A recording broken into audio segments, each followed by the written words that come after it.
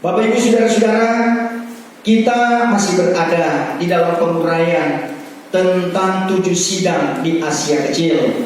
Dan hari ini sudah berada pada bagian yang ke-7. Ya, puji Tuhan. Dan kita akan membaca firman Tuhan sesuai dengan penguraian saat ini tentang sidang jemaat yang ada di Sardis. Kita baca firman Tuhan Wahyu pasal yang ketiga ayat 1 sampai ayatnya yang ke-6. Tapi kita akan baca saja ayat 1 sampai ayatnya yang ketiga. Menghormati pembacaan firman Tuhan, kita berdiri. Firman Tuhan berbunyi demikian: Suratkanlah kepada malaikat sidang jemaat yang di Sardis itu seperti yang demikian. Inilah sabda daripada Dia yang mempunyai ketujuh roh Allah dan ketujuh bintang itu. Aku tahu segala perbuatanmu, bahwa engkau sudah disangka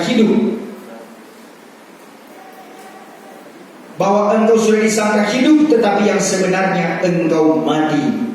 Jagalah dan kuatkanlah segala yang ada tinggal dan yang hendak mati, karena aku dapati tiada barang perbuatanmu yang sempurna pada pemandangan Tuhanku. Sebab itu ingatlah bagaimana telah engkau terima dan dengar. Peliharakanlah itu dan bertobat. Jikalau engkau tidak jaga kelak, aku akan datang seperti pencuri, dan engkau tiada tahu akan waktunya yang aku datang kelak kepadamu. Terima kasih. Dipersilakan duduk kembali. Saudara-saudara, ayat 1 sampai ayatnya yang ke-6, apa yang diceritakan di dalam kitab Wahyu pasalnya yang ketiga ini adalah menunjukkan satu nasihat kepada sidang jemaat yang ada di Sardis, yaitu nasihat supaya jangan mati iman. Semua orang percaya tentunya mengandalkan iman di dalam perjalanan kehidupan ini. Ada karunia iman untuk bisa melakukan banyak hal yang disebut dengan ajaib-ajaib di dalam kehidupan. Dan karunia iman itu diperuntukkan sebagai karunia, salah satu daripada 9 karunia Roh Suci. Akan tetapi dalam pengiringan iman secara spiritual, secara rohani, bagaimana rohani saya dan saudara boleh tetap dikuatkan, karena kita punya tubuh jasmani dan punya tubuh rohani. Dan tubuh jasmani kita makan nasi, ikan, sayur, lauk pauk dan sebagainya. Tetapi untuk kehidupan rohani, maka di dalamnya ada kebenaran firman Allah, ada kuasa Roh Kudus. Semuanya itu dijalankan dengan iman. Firman Tuhan katakan iman itu adalah percaya yang sungguh kepada perkara-perkara yang tiada kelihatan, dan keyakinan akan hal-hal perkara yang diharapkan. Saudara-saudara, iman datang daripada berita, kata firman Tuhan. Dan berita itu adalah atas sabda Kristus. Itu sebabnya kenapa kita selalu harus mendengar firman Tuhan. Karena firman Tuhan adalah kekuatan iman kepada saudara, yang akan memberikan pertumbuhan rohani bagi kita, membawa kepada kedewasaan rohani bagi kita. Karena Tuhan tidak mau apabila manusia itu kanak-kanak rohani.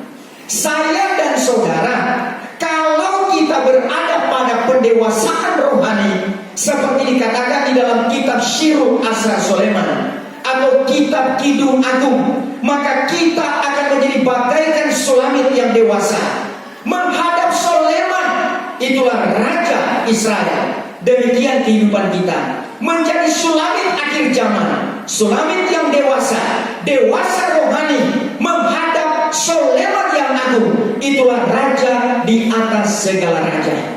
Jikalau kanak-kanak rohani, maka Kidung Agung atau Syirul Asrar 8 berkata, ada lagi pada kita anak kecil, adik kita yang belum akil balik.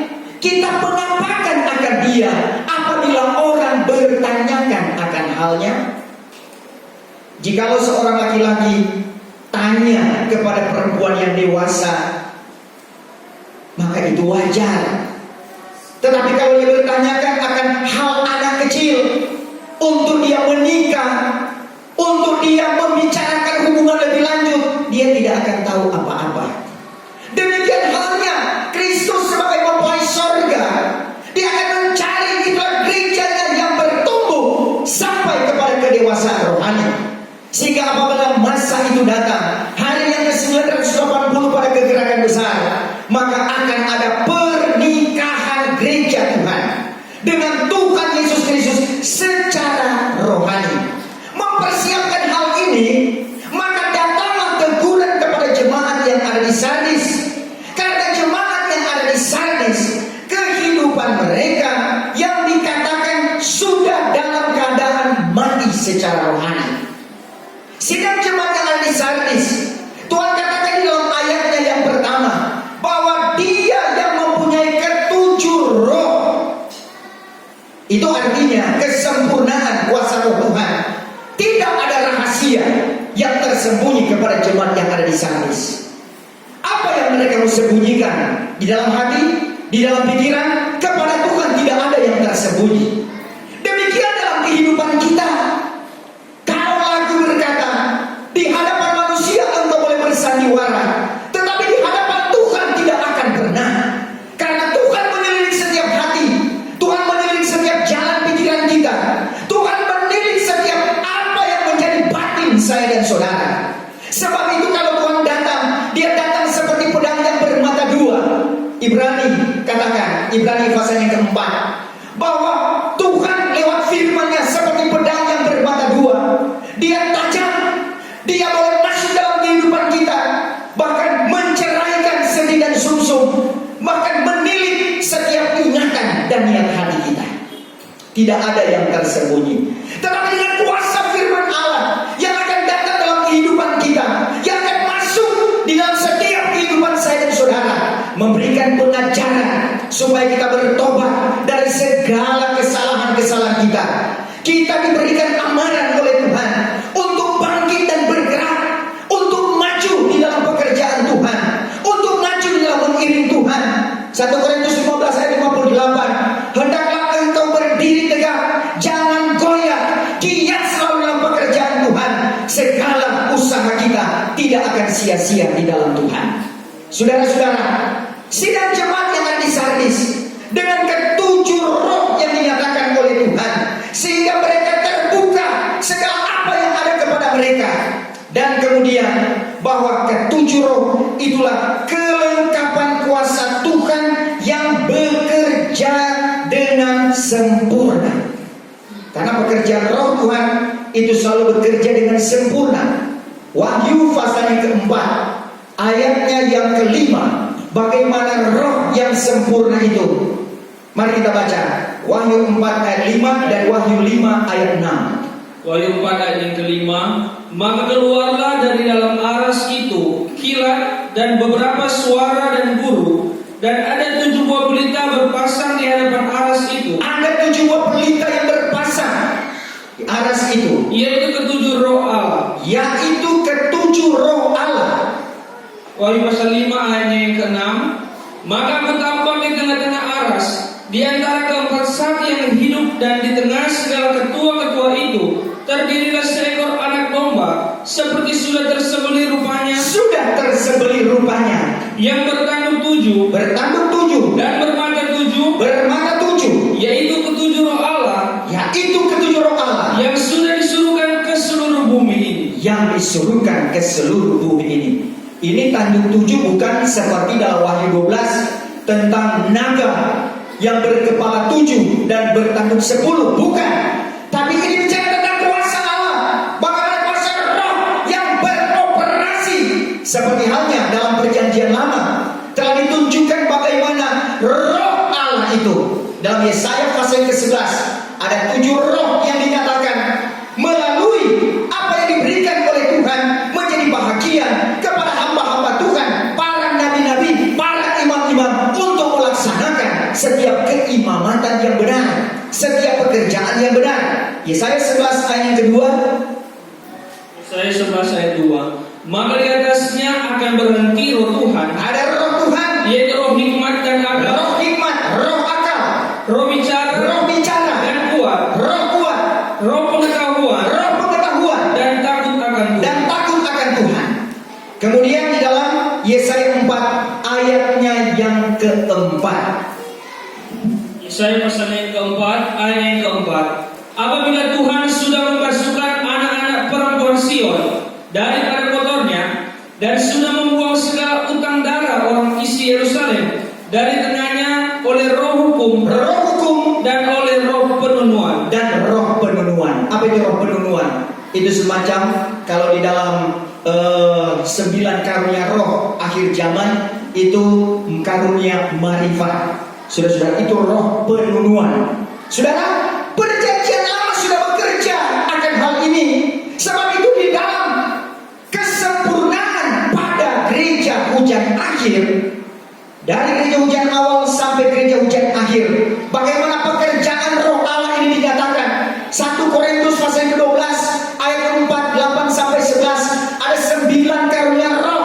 Karunia perkataan hikmat, marifat, membedakan segala roh, itu karunia kelompok A. Itu kehidupan gereja pengantin.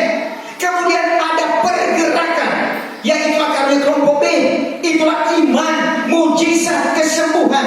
Dan ada karunia pernafasan tubuh pengantin, yaitulah karunia nubuatan, karunia membedakan segala roh, dan karunia lidah. Semuanya itu dikerjakan oleh roh yang satu, itulah roh Tuhan.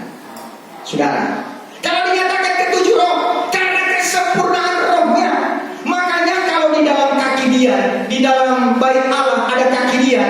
Kaki dia yang berpasang itu ada 7 pelita. Itu harus menyala. Kalau ada yang padam, bahaya. Saudara, ketujuh-tujuhnya itu harus menyala untuk menerangi di dalam ruang suci. Sehingga kalau kaki dia itu menyala di dalam ruang suci, maka semua akan kelihatan sangat jelas apa yang ada dalam ruang suci. Demikian kalau kaki dia itu menyala, pekerjaan roh yang sempurna bekerja di dalam gereja, bekerja di dalam sidang jemaat, maka ruang suci itu akan kelihatan.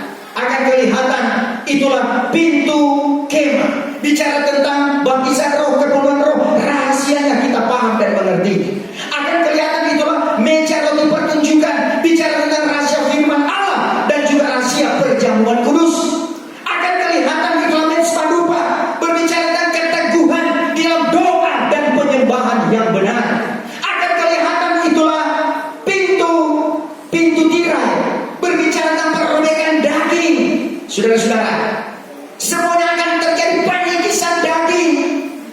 Kemudian akan kelihatan rahasia papan jenang ukuran yang sama, satu dengan yang lain, tertata rapi. Itulah perhubungan hamba-hamba Tuhan, anak Tuhan, sidang jemaat yang dipalang dengan palang salib. Itulah salib Kristus yang mempersatukan kehidupan kita.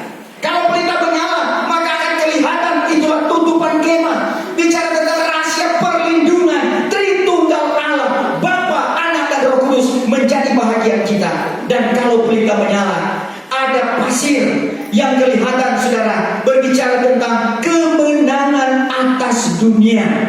Itulah kita berada di atas pasir, di atas tanah ini. Kita berdiri, kita diberikan kemenangan oleh Tuhan. Dunia ini penuh dengan dosa, dunia ini penuh dengan kecemaran, dunia ini dengan 1 ayat 2 ayat ke-16, keinginan mata, keinginan tubuh, hidup dengan jemawa. 1 Korintus pasal yang ke-10 ayat 7 sampai 10, yaitulah bersinah, bersungut-sungut, menyembah berhala, mencobai Tuhan. Dan juga Galatia pasal yang ke-5 ayat yang ke-19 sampai seterusnya, itulah tentang perbuatan hawa nafsu yang semuanya ada dosa. Itu adalah dunia.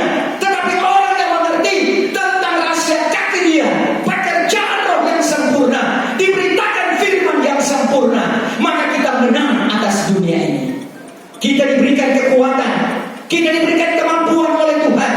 Sebab itu kita dianjurkan oleh firman Tuhan agar supaya kelengkapan kuasa roh Allah ini terjadi di dalam kehidupan kita. Bukan seperti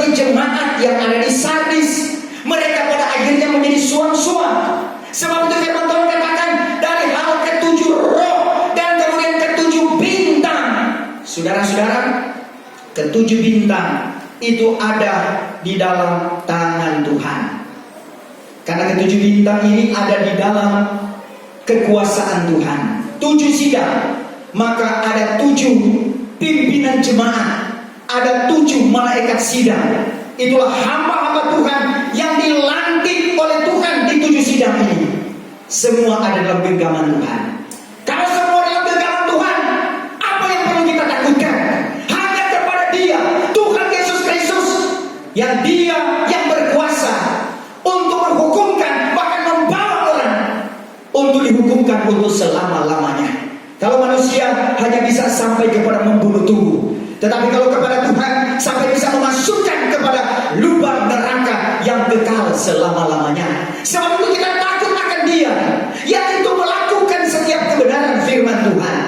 Pakai segala sesuatu dengan petunjuk roh dan kuasa Allah. 1 Korintus pasal yang kedua. Sehingga kita bukan bergantung kepada akal manusia, tetapi kita bergantung kepada kuasa Allah. Sebab itu kuasa Allah selalu perlu terjadi dalam kehidupan kita. Kalau kuasa Allah mau terjadi bagi kita, Tuhan minta kita berdoa, Tuhan minta kita berpuasa, Tuhan minta kita setia dan taat kepada Tuhan. Roti dan air diberkati, penyakit dilalukan. Karena apa? Karena ada kuasa daripada Tuhan. Saudara, virus corona yang semakin menjadi-jadi, mintalah perlindungan daripada Tuhan. Kita dianjurkan untuk protokol kesehatan. Lakukan itu sebaik-baiknya, sebagaimana diprogramkan oleh pemerintah. Akan tetapi juga jangan lupa bahwa Tuhan sudah lebih daripada itu menganjurkan kepada kita untuk banyak berdoa, banyak setia, banyak taat, banyak bersekutu. Karena dalam persekutuan di dalam Tuhan, di situ ada kerajaan Allah. Kalau ada kerajaan Allah pada persekutuan kita, udaranya itu steril. Amin, saudara. Disucikan oleh Tuhan, dikuduskan, sehingga kita diproteksi oleh kuasa Tuhan. Yakin itu saudara-saudara, percaya akan hal itu. Baik kita yang ada di tempat ini, saudara-saudara kita dimanapun berada, ada di ruangan di rumah, apakah di ruangan tamu, ruang makan, ruang kamar, dengarkan kebenaran firman Tuhan, bahwa kalau kesungguhanmu ada kesungguhan dalam bersekutu dengan Tuhan, hadirat Allah ada di mana Tuhan itu ada. Di mana kita bersekutu dengan Tuhan. Ketujuh bintang, hamba-hamba Tuhan tidak perlu takut. Karena apa? Dia dijaga seperti biji matanya. Yang penting berdiri atas firman Tuhan. Tetapi kalau mulai menyimpang daripada firman Tuhan, itulah yang disayangkan. Selagi kita tetap ada di dalam kebenarannya, kita lakukan prinsip-prinsip kebenaran firman Tuhan sesuai dengan petunjuk Tuhan, maka genggaman tangannya itu tidak akan pernah hilang daripada hamba-hamba Tuhan yang berdiri atas kebenaran firman Tuhan. 1000 jatuh di sisimu, selaksa di kananmu. Mazmur 91, bahwa kepadamu hal itu tidak akan sampai. Haleluya saudara. Sekarang korban bergelimpangan, mintalah selalu kepada Tuhan. Tuhan tolonglah kami. Tapi sambil berusaha, kita bukan cuma berdoa, tapi berusaha. Kalau tahu di tengah kerumunan itu, maka itu bisa menimbulkan sakit penyakit dan sebagainya, ya hindari kerumunan-kerumunan. Saudara, dengar sebaik-baiknya peraturan pemerintah, lakukan protokol yang baik, saudara-saudara. Karena pemerintah juga adalah hamba Allah. Untuk apa? Untuk mengatur yang terbaik. Karena pemerintah menginginkan juga yang terbaik. Apalagi Tuhan yang menginginkan yang terbaik bagi kita, supaya rohani kita bertambah-tambah untuk sempurna di hadapan hadiratnya. Jemaat yang ada di Sardis, mereka mulai merosot imannya. Pengiringan mereka mulai merosot. Mereka dikatakan disangka hidup tetapi mati. Kalau disangka hidup akan tetapi ternyata mereka mati, itu sama dengan mayat berjalan. Kalau biasa orang sebut apa itu mayat berjalan? Ya? Zombie. Untuk apa kita pakai pakaian yang bagus? Semua serba emas, dari telinga, leher, tangan, kaki. Tetapi kalau zombie di hadapan hadirat Tuhan, apa gunanya saudara-saudara? Kita selalu harus hidup benar di hadapan Tuhan. Dunia, dia menawarkan berbagai macam hal untuk membuat saya dan saudara ditekan dan kita tidak mampu. Akhirnya kita menyerah kepada dunia ini. Apa yang terjadi? Galati 3 ayatnya yang ketiga. Mari kita baca. Galati 3 ayat yang ketiga. Galatia 3 ayat 3. Adakah kamu sebegitu bodoh? Sedang kamu sudah mulai dengan roh, sekarang kamu hendak menjudahkan atas perduniawi. Saudara-saudara, Paulus berkata, adakah kamu sedemikian bodoh? Kalau kamu sudah mulai dengan roh, kenapa mengakhiri dengan perduniawi? Garis bawahi ini dalam kehidupan kita. Maka taruhkanlah ingatan ini dalam kehidupan kita. Sekian lama kita setia, sekian lama sekali kabar pengantin, tetap kabar pengantin. Amin saudara. Masih pekik kabar pengantin kita nyatakan. Kabar pengantin itu adalah selalu dengan jempol. Amin saudara. Kabar pengantin itu adalah selalu kepada Tuhan, bukan kepada saya, bukan penghormatan manusia diri sendiri, bukan seperti menara Babel mendirikan kekuatan manusia akan kacau itu semuanya. Tapi dirikanlah kebenaran Allah, dirikanlah dengan kuasa Kristus. Kalau Tuhan yang mendirikan, siapa yang mau robohkan? Tidak ada. Saudara-saudara, diingatkan kembali, jikalau sudah mulai dengan roh, jangan akhiri dengan priduniawi. Saudara, kalau diawali dengan aturan kebenaran firman Tuhan, jangan diakhiri dengan aturan manusia yang tidak sesuai lagi dengan firman Tuhan. Jangan, saudara-saudara.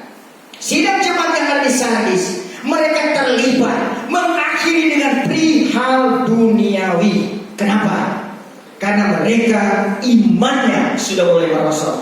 Orang kalau imannya mulai merosot, maka kalau dulu bersandar pada roh Tuhan, pengharapannya kepada Kristus. Tetapi ketika mulai merosot, maka pengharapannya sudah kepada manusia. Ya, dulunya segala sesuatu dalam pelayanan pengiringan, Tuhan Engkau yang mempunyai emas dan perak memberikan kepada kami. Tetapi kalau sudah lama-kelamaan mulai merosot imannya, cari gampang, minta saja kepada manusia. Mungkin manusia bisa berikan, tapi sampai kapan? Saudara, sekarang oke, besok dia mulai garuk kepala, lusa minta lagi, dia mulai marah-marah. Saudara-saudara, bahkan jika buat salah kepada dia bisa ungkit kembali. Bukankah waktu yang lalu aku sudah memberikan kepadamu? Kenapa engkau tidak mengikuti keinginanku? Itu kalau kepada manusia. Tapi kalau kepada Tuhan, karena memang kita selalu mau ikut kehendak Tuhan. Amin. Tuhan Maha Kuasa untuk semuanya itu. Sebab itu tidak salah kalau firman Tuhan katakan bahwa terkutuklah orang yang berharap kepada manusia. Yeremia berapa saudara? Yeremia 17 atau Yeremia 17 ayatnya yang kelima. Yeremia 17 ayat 5. Ayat 5. Demikianlah firman Tuhan. Kutuklah orang yang harap pada manusia. Kutuklah orang yang harap pada manusia. Dan yang menaruh daging akan lengannya. Dan menaruh daging akan lengannya. Dan yang hatinya undur daripada Tuhan. Dan hatinya undur daripada Tuhan. Pertama, kutuklah orang yang berharap kepada manusia. Minta bantuan orang sah-sah saja. Tapi kalau sudah taruh pengharapannya kepada dia, segala sesuatu, oh kalau bukan dia, bergerak sendiri, asik toh ada dia. Oh saudara-saudara, bukan lagi dia yang besar di atas, tetapi dia yang ada dalam dunia. Tuhan tidak mau. Dan ganjarannya Tuhan bilang kutuklah. Itu kutuk itu saudara, sama seperti Tuhan mengutuk pohon ara yang tidak berbuah. Janganlah jadi padamu buah untuk selama-lamanya. Saudara-saudara, kalau sudah jadi seperti itu, sama seperti orang Farisi ahli Taurat, dia melakukan dosanya dengan bertopeng di belakang jubahnya sebagai ahli Taurat, tapi dia lakukan tanpa bertobat, dilakukan terus menerus sampai seterusnya. Yesaya pasal ke-57 Saudara-saudara, ayat 18 atau bagian terakhir, bahwa orang fasik itu seperti laut yang bergelora. Dia akan menimbulkan lumpur dan lanyau, dan itu akan dilakukan terus-menerus. Kapan ombak berhenti? Kapan laut tenang? Meskipun orang katakan bahwa ini laut seperti seperti minyak kelapa, ya, katanya teduh, tapi lihat tetap dia sedikit pun dia tetap beriak-riak. Tidak akan pernah rata seperti kaca, tidak akan pernah. Seperti itu orang fasik yang sudah dikeraskan, dia akan melakukan seumur hidupnya. Sama seperti Yudas akhirnya menggantungkan dirinya. Sama seperti para imam orang Farisi melakukan tanpa sadar sampai akhir hidupnya. Bukan terjadi kepada kita. Kepada kita, sadarlah dan bertobatlah. Saudara-saudara, bukan cuma saudara yang harus sadar dan bertobat. Kami juga hamba-hamba Tuhan selalu harus ada pertobatan. Untuk itulah setiap pagi ketika doa subuh mulai mengintrospeksi, Tuhan, tolonglah kami, ada banyak hal yang kurang, ada banyak hal yang salah, perbaikilah. Maka datanglah firman Tuhan. Adapun firman Tuhan itu berfaedah bagi pelajaran, menyatakan yang salah, memperbaiki yang rusak, menunjukkan jalan yang benar, supaya hamba Allah itu terlengkap dengan segala perbuatan yang baik.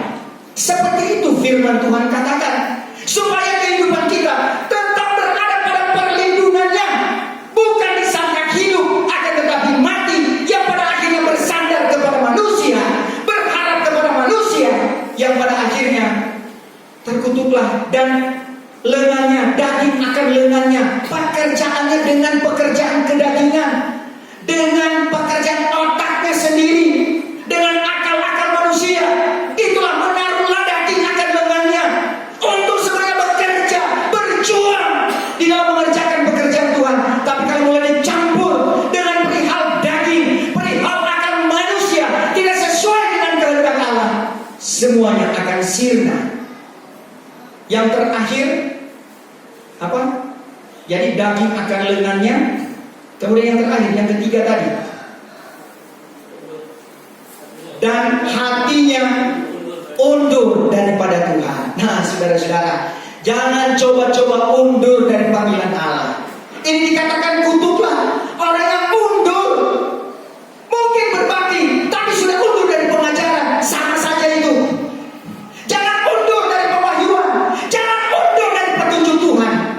Kalau dari awal kita sangat menjunjung tinggi petunjuk Tuhan, ketika ada petunjuk Tuhan yang bertolak belakang dengan kemanusiaan kita, kita boleh katakan itu dulu. Saudara-saudara, itu orang yang undur. Tetapi kita bukan menjadi orang yang undur. Amin. Kalau Tuhan sudah beri petunjuk, lakukan saja kehendak Tuhan. Mau dengar-dengaran kepada Tuhan, selalu kita katakan bahwa senangkan hati Tuhan. Amin. Kalau kita senangkan hati Tuhan, berarti kita melakukan setiap petunjuk Tuhan. Ketika petunjuk Tuhan itu dinyatakan kepada kita, lakukan saja. Soal kedepannya, apa dan bagaimana, Tuhan yang akan menuntun kehidupan kita. Yang 6 ayat 6, Yesus berkata, aku tahu yang aku buat.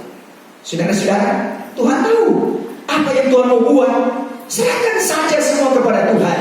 Tuhan paling tahu dan Tuhan paling mengerti. Saudara-saudara, Dia dengan kuasa roh yang bekerja. Jangan sampai roh daging yang bekerja. Kalau roh daging yang bekerja, maka yang akan terjadi Galatia 5 ayat 19, itulah perbuatan menurut hawa nafsu. Tapi kalau roh Allah yang bekerja, maka akan berbuat, itulah Galatia 5 ayatnya yang ke 22-23, yaitulah buah-buah roh: kasih, sukacita, perdamaian, panjang hati, kemurahan, kebaikan, setiawan, lemah lembut, tahan nafsu. Haleluya, saudara. Memang yang lebih menerjang manusia dengan kedagingannya adalah ayat 19, saudara-saudara, tentang perbuatan menurut hawa nafsu. Itu gampang sekali untuk orang buat lakukan. Bahkan ada yang menjadi hobi manusia. Itu kalau dibaca, nanti baca saja di rumah. Itu Galatia 5 ayat 19, perbuatan menurut hawa nafsu. Tetapi untuk buah-buah roh perlu diperjuangkan.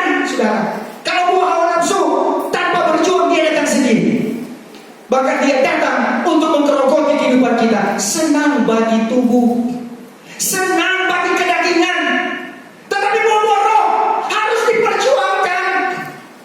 Kasih sukacita Tuhan. Kadang sekarang ini mau sukacita bagaimana? Bisa. Amin saudara. Kalau itu terjadi, berarti roh Allah bekerja dalam kehidupan kita, akan menepis segala tabiat duniawi. Tabiat duniawi tidak kita genapkan, tetapi yang kita lakukan adalah perbuatan di dalam roh, yaitulah buah-buah Roh Kudus. Bagian selanjutnya tentang jagalah dan kuatkanlah segala yang ada tinggal dan yang hendak mati, karena aku dapati tidak barang perbuatanmu yang sempurna pada pemandangan Tuhanku. Saudara-saudara, kalau berbicara tentang perbuatan yang tidak dapat sempurna, kenapa? Karena pelita mereka mulai padam. Saudara, kalau pelita rohani mulai padam, berarti sumbu-sumbunya sudah mulai tidak berfungsi dengan baik. Kalau 7 pelita yang ada dalam kamar suci, maka itu secara periodik, maka datanglah imam-imam. Datanglah imam untuk memadamkan pelitanya, kemudian dibersihkan dulu sumbu-sumbunya. Itu akan dikorek dengan sepit emas. Haleluya saudara. Demikian kalau karunia-karunia roh sudah mulai tidak bekerja lagi, ya. Kalau dalam penyembahan tinggal dipompa-pompa. Saudara mau datang, saudara mau Tuhan datang dengan sepit emas? Amin. Amin. Untuk membersihkan, saudara, supaya kembali menyala. Mau menyala tetap seperti yang sebenarnya, ya. Pelita harus menyala. Karunia roh bekerja dengan luar biasa. Mau saudara? Haleluya. Makanya kalau mulai padam, kalau dia mulai surut, datanglah pesepit emas. Mau disepit dengan sepit emas? Haleluya.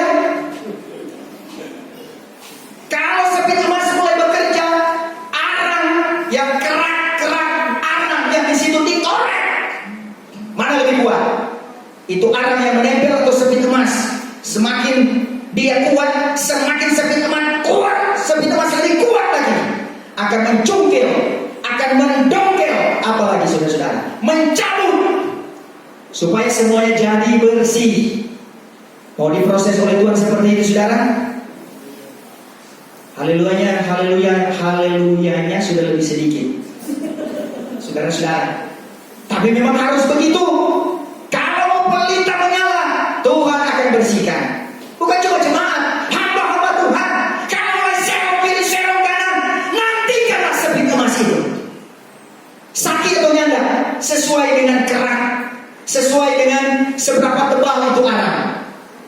Apalagi kalau sudah sampai padam itu pelita, saudara-saudara, karena sudah ditutupi dengan kotor. Arang warnanya apa, saudara? Ada arang warna putih, bukan arang itu, saudara. Arang ya warna hitam.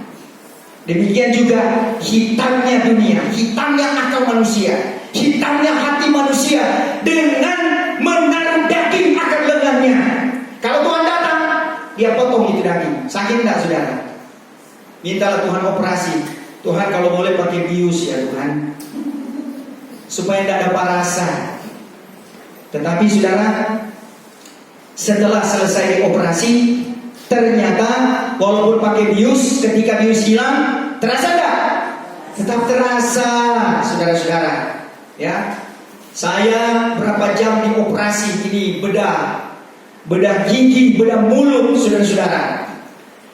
Dari jam berapa pagi itu sampai sore, saya cuma seperti tutup mata, langsung buka mata, seperti cuma sedetik, saudara-saudara. Karena memang nggak tahu apa-apa, ya.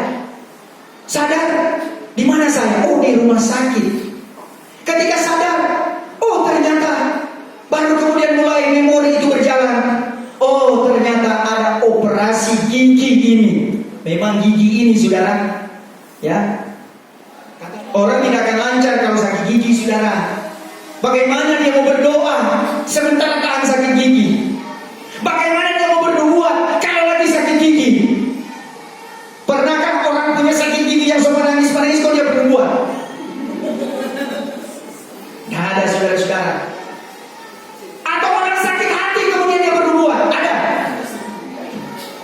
Makanya ketika karunia nubuatan itu mulai surut, saya khawatir jangan-jangan ada sakit gigi dan sakit hati. Artinya sesuai dari dasar hati yang paling dalam, bahwa Tuhan, kami tetap berharap kepadamu, kami tetap berserah kepadamu. Saudara-saudara, jangan sampai pelita mulai padam. Saudara, pelita mulai padam akibat apa? Jemaat yang ada di Sardis ini, mereka mulai dimasuki dengan pengajaran bertorat. Ini yang berbahaya. Akal-akal manusia lewat pengajaran bertorat. Kalau Torat, saudara-saudara, hukum Torat dengan segala syaratnya itu sudah tentu. Tetapi bertorat adalah memasukkan dengan pikiran-pikiran manusia secara kemanusiaannya, dimasukkan di dalam satu komunitas, di dalam satu peraturan organisasi dan sebagainya. Maka itu disebut dengan bertorat. Kalau sudah bertorat seperti itu, yang pada akhirnya membuat peraturan manusia itu di atas dari peraturan Tuhan, bahaya, saudara-saudara. Itu yang akan membawa kepada pelita mulai redup, pelita mulai padam, saudara-saudara. Dan tidak akan lagi menganggap bahwa pekerjaan roh itu sempurna. Yang akhirnya ketika Roh Kudus bekerja, mulai tidak percaya lagi. Ketika karunia itu muncul, mulai tidak percaya lagi. Bahkan mulai mengatakan bahwa hal itu palsu, hal itu dusta. Bahaya, saudara-saudara. Kenapa? Pengajaran bertorat itu mulai masuk. Dogmatika manusia. Kita memerlukan doktrin kebenaran firman Tuhan. Doktrin itu pernyataan Allah akan kebenarannya. Itu doktrin firman Allah. Tapi kalau dogmatika manusia, apa yang dinyatakan oleh akal pikiran manusia, walaupun tidak sesuai dengan firman Allah, menjadi aturan, menjadi perintah yang harus dilakukan. Sehingga akhirnya kalau melakukan yang salah, maka akan salah itu di hadapan hadirat Tuhan. Kepada saudara saudara, Tuhan mau pelita kita tetap menyala. Kalau dalam ayat yang ketiga, Tuhan mau kita pertahankan pengajaran yang benar. Sebab itu ingatlah bagaimana telah engkau terima dan dengar. Sudahkah kita terima dan dengar pengajaran Tuhan? Amin. Firman Tuhan berkata, Wahyu pasalnya yang pertama. Wahyu pasal yang pertama. Ya. Berbahagialah, ayat yang ketiga. Wahyu 1 ayat yang ketiga. Berbahagialah orang yang membacakan. Berbahagialah orang yang membacakan. Dan segala orang yang mendengar. Dan segala orang yang mendengar Perkataan nubuat ini. perkataan nubuat ini. Dan yang memasukkan ke dalam hati. Dan yang memasukkan ke dalam hati Segala barang yang tersurat di dalamnya. segala barang yang tersurat di dalamnya. Karena masanya sudah dekat. Karena masanya sudah dekat. Haleluya, saudara. Kalau hal itu kita camkan baik-baik. Berbahagia orang yang membacakan. Berbahagialah orang yang mendengar dan yang memasukkan ke dalam hati. Haleluya. Kalau sudah masukkan dalam hati, tinggal bagaimana kita mengerjakannya. Karena semua akan berwujud kepada buah. Buah yang baik itu pasti dari benih yang baik. Amin. Kalau benih yang baik, itulah dari apa yang kita dengar, apa yang kita baca. Ya.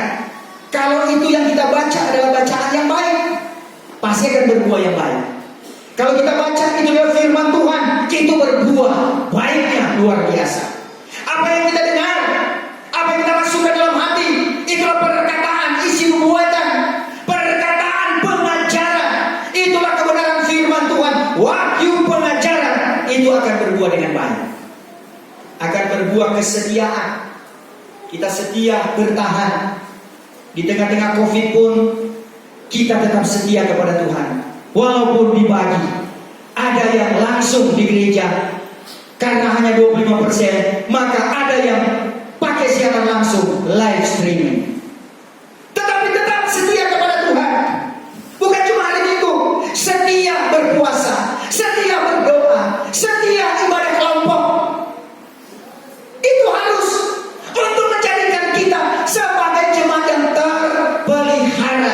di dalam kasih-Nya. Kasih Allah itulah firman-Nya. Beribadah kepada Tuhan itulah kasih Tuhan. Yang Tuhan berikan, Tuhan nyatakan bagi kehidupan kita. Itu adalah wujud kasih-Nya. Dia berikan kesukaan bagi kita memuji Tuhan, merasakan hadirat Allah, karena berarti Dia ada bersama dengan kita. Sehingga waktu memuji Tuhan pun kita sudah diberikan kelepasan oleh Tuhan. Mendengar firman Tuhan, kita diberi makan jiwa kita. Kita menyembah Bapa dengan roh kebenaran. Kita diberi minum lewat menyembah Bapa dengan roh dan kebenaran. Bukankah Tuhan lengkapkan kita dengan kelengkapan-kelengkapan yang ajaib ini? Saudara-saudara, sebab itu pertahankan pengajaran ini. Saudara-saudara, ingatlah bagaimana telah engkau terima dan dengar. Peliharakanlah itu dan bertobat. Pertobatan bukan hanya sekali. Kan saya sudah dibaptis dengan air, saya sudah beroleh anugerah Roh Kudus. Pertobatan itu kan ada pada tingkat pertama sampai 3. Berarti saya sudah lewat. Tidak, saudara-saudara. Setiap hari kita harus ada pertobatan kepada Tuhan. Kenapa perlu ada pertobatan? Karena setiap hari pasti ada pelanggaran kita. Sadar atau tidak sadar. Sadar atau tidak sadar. Tapi semakin memperkecil. Semakin tipis dan lebih tipis lagi. Sampai kepada masa kesempurnaan gereja.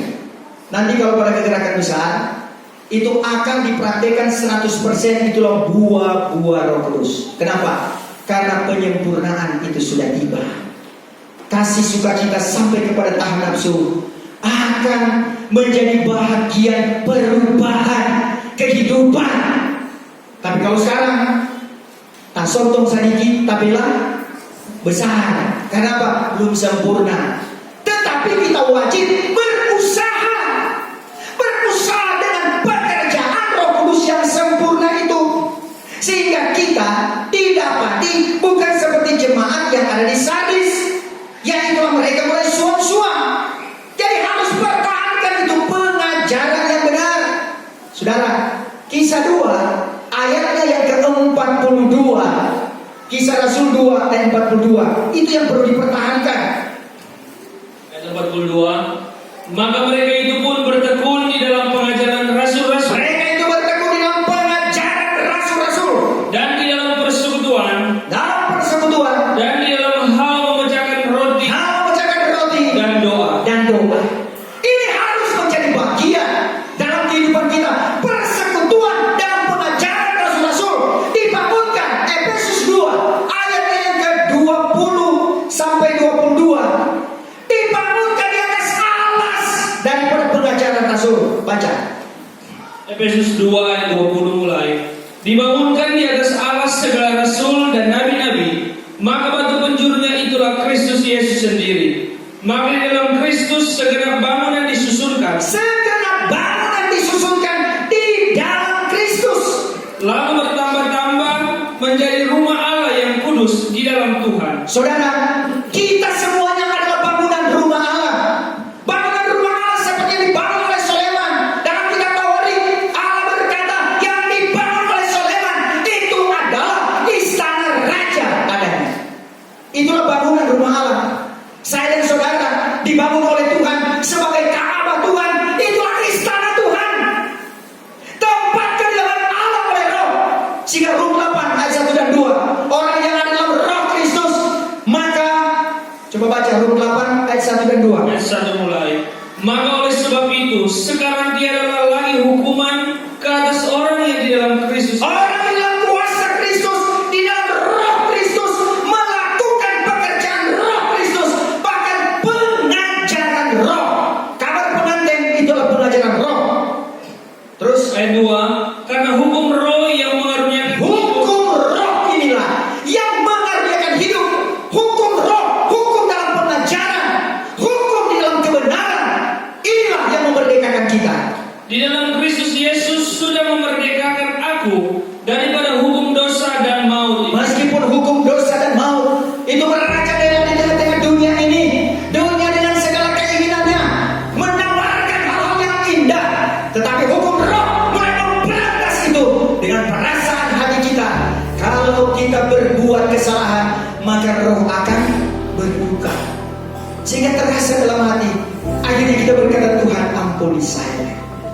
Saudara-saudara, sangat penting roh Tuhan bekerja dalam hidup kita.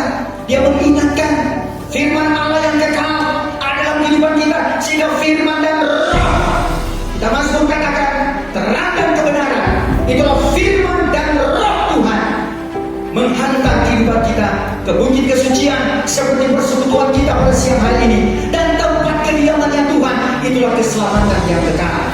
Sebab itu kita jangan sampai surut. Roh Tuhan harus bekerja terus. Dengan apa kita lakukan itu? Dengan doa dan perhubungan. Masih setia berdoa jemaat? Puji Tuhan. Yang di rumah masing-masing masih setia berdoa? Puji Tuhan. Masih setia berpuasa jemaat? Haleluya. Puji Tuhan. Jangan puasa itu hanya dijadikan sebagai rutinitas, tapi jadikan itu tanggung jawab dalam kehidupan kita. Karena firman berkata sejenis ini bisa keluar dengan doa dan puasa. Doa dan puasa itu sangat berarti.